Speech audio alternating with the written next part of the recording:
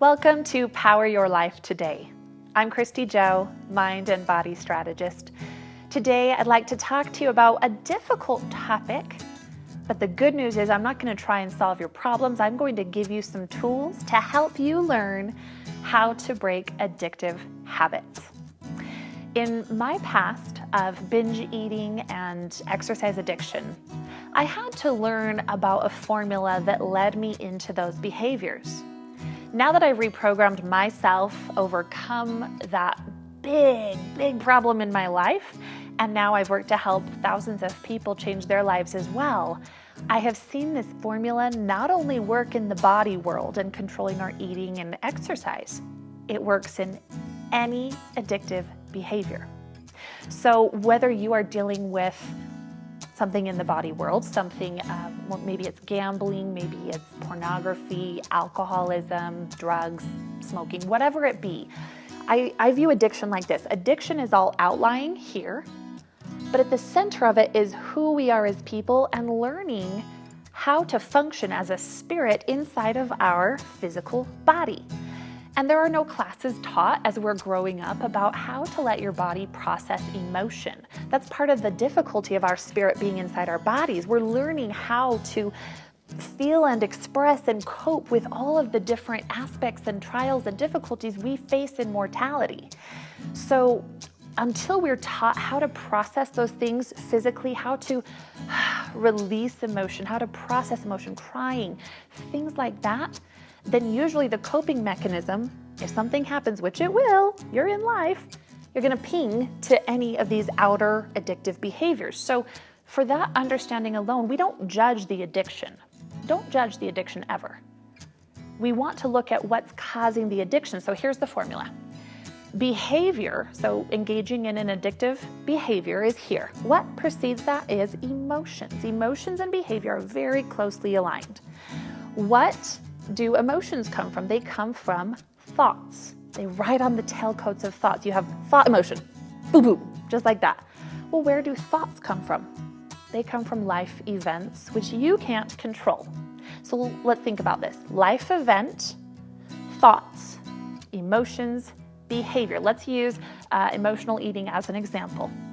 So women, let's say that you made this elaborate dinner. You are excited for your husband to come home from work.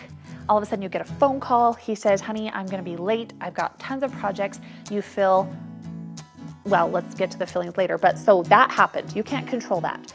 The first thought, he doesn't care enough about our family.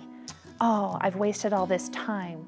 Whatever those thoughts are, will instantly following those types of thoughts come emotions of, oh no, you might even get in a mindset of worrying. Is he maybe not at work and spending time elsewhere?